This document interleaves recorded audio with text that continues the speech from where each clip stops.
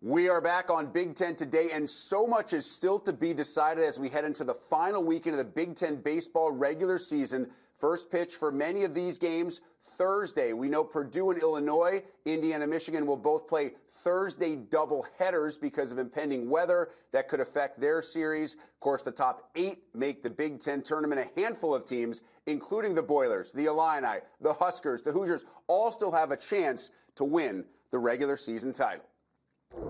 And in advance of this weekend series between Purdue and Illinois, Boilermaker headman Greg Goff, kind enough to join us. Greg, there's so much on the line. How exciting is it for you and the team to know what's still at stake heading into the final weekend of the regular season? It's awesome, Rick. I tell you, it's been a lot of energy going on campus and the community. And, our team, we had a great practice yesterday, and just, really, really grateful the opportunity that we have going down to the last weekend to have a chance to win the Big Ten, Big Ten championship. Nearly 35 overall wins already this year. You're 5 games above 500 in league play. You got some terrific young players on your roster mixed in with some veterans. What's been the driving force behind the success of this team this season? I really think it's just been our leadership. We got great leadership. We got some guys that's been here. Mike Bolton, has been here for 5 years. Cooper Kornblum's been here for a couple of years. But it's just been really the leadership. Connor Cascanet and Joe Stevens, all those guys, I just think really this past year in the summer, Rick, made a decision to come back. We're going to, lift and get ready. And really all of the hard work has really paid off throughout the year. And I think set these guys up for an opportunity to be where they are. You guys are a really fun watch as well. I've had a chance to see a lot of your games. Pitchers make mistakes, and your guys make them pay. You have 6 guys hitting .308 or better at this point heading into this series against Illinois. What have you liked about your team's approach at the dish this year? Well, as you said, they're fun to watch, Rick. I mean, they're fun to watch. We got some speed at the top of the order. We got some guys in the middle of the order that can hit the ball over the fence. But they just play hard. They play with a lot of passion. They play with a little chip on their shoulder. Most people picked us, 11th to 13th in this league. And so we just kind of use that as motivation. And these guys, it doesn't matter. The moment never gets too big for them. And, it's pretty awesome to be a part of it. Greg, a couple of weeks ago, I had the chance to catch up with Luke Gaffney, probably an even better young man than he is baseball player, and he is a heck of a baseball player. He just absolutely rakes, leads your team in a ton of offensive categories. What makes him such a good player? Well, just his mentality, to be honest with you. He's a hard worker. We redshirted him last year, and he used that whole year to gain some strength, gain some weight. And he's really, put together an unbelievable. If you would have told me he's doing what he is doing right now, I'd be going, you're crazy. But, he's just had a phenomenal year, and just the hard work and the kind of kid he is. There's nobody that works any harder than Luke Gaffney. Yeah, I got to watch that series against Northwestern and the game at Wrigley, and it looked like the Wildcat pitchers were shaking their head every time he would step to the plate because they had no idea what they were supposed to do against him. I mean, everything they threw up there, he hit. That was pretty amazing weekend. And they'd throw fastballs away. He hit the right center. Hit the changeups. He hit the left center. I mean, he's on fire, and hopefully he'll catch fire again this weekend because it wasn't easy against a good Illinois team. You mentioned Connor Cascanet a few minutes ago, arguably the biggest bat on the team. He leads you in homers and RBIs, but I'm struck by the fact that a guy with that kind of power has only struck out 20 times in nearly 180 at-bats. How is he able to do that?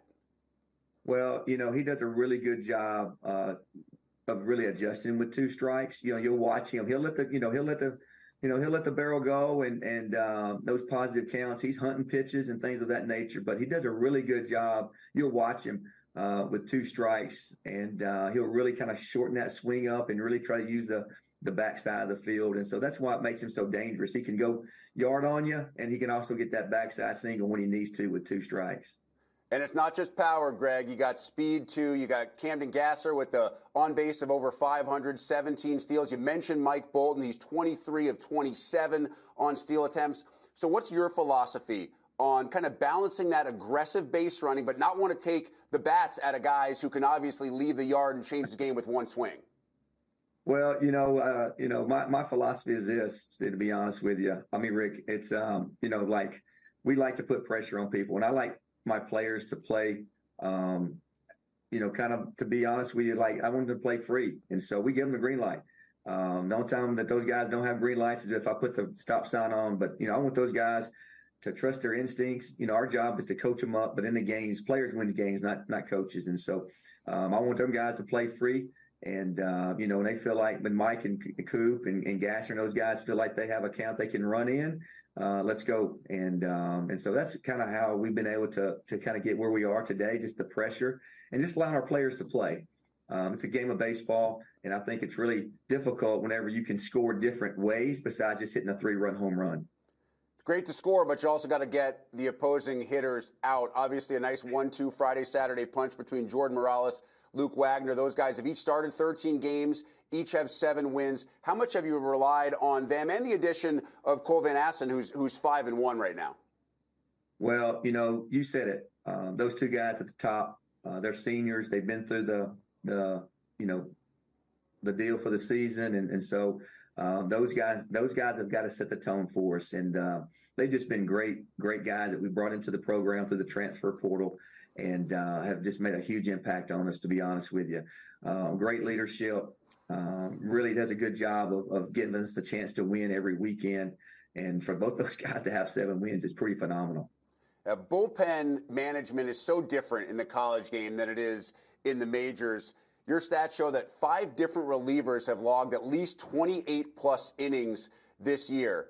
In this league, in college baseball overall, how critical is it to have depth coming out of the pen? It's huge. It really is. I think that's probably the biggest difference from last year's team to this year's team for us.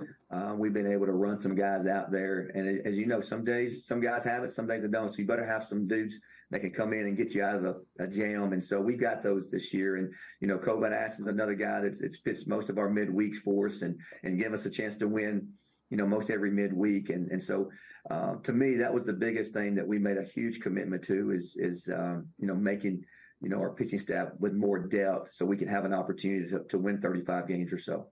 And what a great setup for the final weekend of the regular season against league-leading Illinois. You head into this series knowing you still have a chance to win the regular season title. If you sweep and get a little bit of help, the regular season title and the number 1 seed in the tournament could be yours. What's the scouting report on Dan Hartlib's Illini?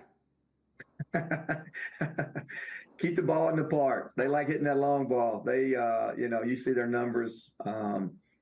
It's amazing, really, to be honest with you. 1 through 9 can go out of the yard at any time.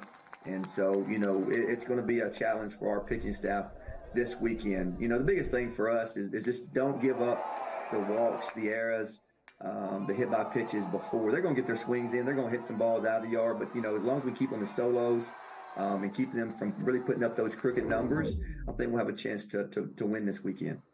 Finally, Greg, with your team RPI, I think it's hovering maybe low, mid-60s right now. It kind of becomes almost like the postseason with every game that you play, heading into the Big Ten tournament and then obviously the double elimination. I know you don't want to put any pressure on the guys, but what sense do you get from them in terms of the urgency of knowing that we need to, and if we do play our best baseball over the next couple of weeks, the year doesn't have to end when May comes to a close?